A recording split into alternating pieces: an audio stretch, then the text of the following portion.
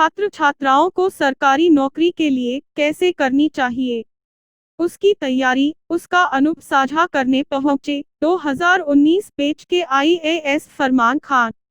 मुंडा पांडे पूर्व विधायक सौलत अली मार्केट में हरियाणा के गुरुग्राम में तैनात IAS फरमान खान ने सोशल डिस्टेंस रखते हुए एक छात्र छात्राओं के साथ एक सेमिनार रखा, जिसका आयोजन पूर्व विधायक सौलत अली के बेटे मोहम्मद इमरान चौधरी ने किया। छात्र छात्राओं को संबोधित करते हुए IAS फरमान खान ने छात्रों को बताया कि देश में किसी भी सरकारी नौकरी के लिए आपकी तरफ से की गई तैयारी में आपकी कड़ी मेहनत और लगन होनी चाहिए। अगर आपने पूरी ईमानदारी और लगन से तैयारी पूरी कर ली तो आपको देश के अंदर सरकारी नौकरी की कोई कमी नहीं रहेगी। चाहे IAS हो या IPS हो, आप देश सेवा के लिए कहीं भी चुने जाएंगे। और आगे छात्रों को समझाते हुए कहा, अगर आप किसी भी एग्जाम में पहली बार फेल हो जाते हैं तो घबराए नहीं, दोबारा पूरी मेहनत से कोशिश करें, फिर देखें आपको पास होने से कोई रोक नहीं सकता। फरमान खान IAS ने बताया कि देश में बहुत सारे फाउंडेशन गरीब छात्र छात्राओं की आर्थिक सहायता पढ़ाई के लिए कर रहे हैं, जैसे ज़कात फाउंडेशन, केंद्र सरकार का माइनॉरिटी मंत्रालय। ये सभी फाउंडेशन उन गरीब छात्रों की आर्थिक मदद कर रहे जो होनहार है और पैसों की तंगी ऐसा ही परिवार जूझ रहा है। दर्शन किया है, उन लोगों को समझाया है कि ऐसा नहीं है कि आप अगर तैयारी पूरी तरह से करेंगे तो आपको गवर्नमेंट की तरफ से पूरी सपोर्ट मिलेगी। तो सर ये किस तरह से 2019 में आप IAS बने और उसके बाद भी जो है लोगों को आप समझाने की मुहिम है कि कोई भी पढ़ाई से भागे नहीं और पढ़ाई का जो है ईमानदारी से सामना करे और ईमानदारी से पढ़ाई करे तो वो बिल्कुल कहीं ना कहीं सक्सेस हो सकता है किसी भी विभाग में और किसी भी रैंक पे।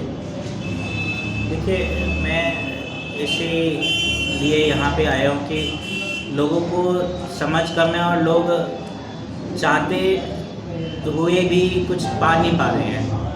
तो उसका मकसद मेरा यहाँ आने का यही था, लोगों को जो चाहत उनके अंदर है वो बाहर आए और इस लाइन में आगे बढ़े या किसी भी लाइन में आगे बढ़े। मकसद मेरा यहाँ UPSC से नहीं था, मकसद लोगों को यह था कि लोग आगे बढ़े, पढ़ाई करें और तरक्की करें।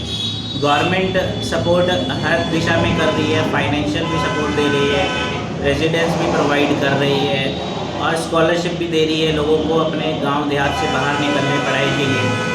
हर स्टेज पे, चाहे वो 10वीं हो, 12वीं हो, ग्रेजुएशन, पोस्ट ग्रेजुएशन, गवर्नमेंट की इतनी सारी स्कीम है। जैसे हम लोगों को भी इवन जब हम प्रीलिम्स क्वालिफाई करते हैं तो नई उड़ान स्कीम के अंदर 1 लाख रुपये फाइनेंस असिस्टेंट देते हैं सर।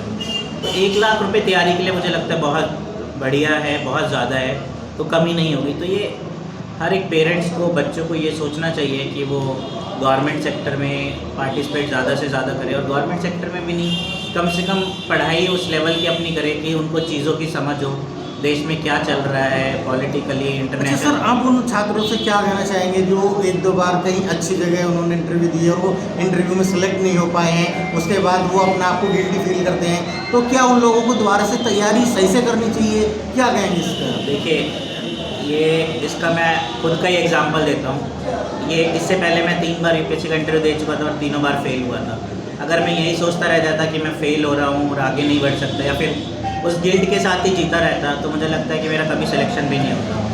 तो इसमें वही चीज़ है कि आपका जज्बा हमेशा कायम रहना चाहिए, मोटिवेट रहने चाहिए आप। जब तक मोटिवेशन है वो किसी भी तरीके से आ सकती है, दोस्तों से आ सकती है, पेरेंट्स से आ सकती है, फैमिली से आ सकती है या फिर गॉड से आ सकती है। तो हमेशा मोटिवेट रहना ज़रूरी है। अगर आपने अपने लक्ष्य निर्धारित कर रखा है तो उस लक्ष्य के अगर बीच में ही छोड़ देंगे तो लक्ष्य कैसे हासिल होगा? अच्छा सर, जिस तरह से कुछ छात्रों का सिलेक्शन 1-2 साल नहीं हो पाता है, उस तरह जो पेरेंट्स हैं वो पेरेंट्स उनको डीपली नहीं लेते हैं और उनको इग्नोर करने लगते हैं। सर, उन पेरेंट्स के लिए आप क्या कहेंगे कि वो अपने बच्चों के साथ किस तरह का व्यवहार करें उनकी तैयारी के लिए? देखिए, मैं इस बात से सहमत तो नहीं है कि पेरेंट इग्नोर कर देते हैं, मगर पेरेंट्स के सामने भी प्रॉब्लम क्या आती है कि सोसाइटी का प्रेशर बहुत ज़्यादा है इंडिया में।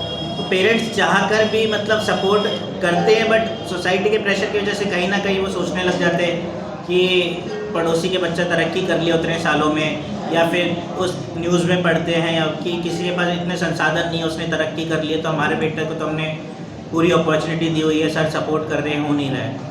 तो देखिए हर एक इंडिविजुअल होता है तो वो यूनिक होता है। आप किसी से ये एक्सपेक्ट कर ले कि उसका 1 साल में नहीं हुआ, दूसरे साल भी नहीं होगा, तो ये बहुत गलत है। तो हमेशा सपोर्ट करते रहना चाहिए।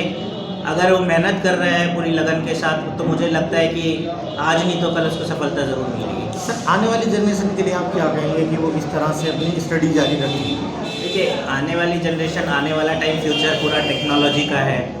तो टेक्नोलॉजी का मतलब ये नहीं है कि आप सोशल मीडिया पे ही एक्टिव है। टेक्नोलॉजी का मतलब है कि आप उसको अपने किस तरह से फ्रूटफुल तरीके से यूज़ कर रहे हैं। तो फ्रूटफुल तरीके से, जैसे आप ऑनलाइन लॉकडाउन में, आप कोविड में देख रहे हैं, सारा कुछ ऑनलाइन हो गया। एजुकेशन पूरा, आपके स्कूल जिसको इल्म भी नहीं था वो भी अब ऑनलाइन एजुकेशन की तरफ जा रहा है। तो ये एक अपॉर्चुनिटी है एक तरीके से देखा जाए कि लोगों को ये भी पता चल रहा है कि इस माध्यम से क्या क्या काम हो सकते हैं। जो काम आज तक उन्होंने सोचा नहीं था वो उन लोगों को ऑनलाइन करना पड़ रहा है। तो आगे आने वाले टाइम टेक्नोलॉजी का है, टेक्नोलॉजी के साथ साथ आगे बढ़ना है और अपनी तरक्की के साथ साथ देश की तरक्की, समाज की तरक्की में यूज़ करना चाहिए उसको।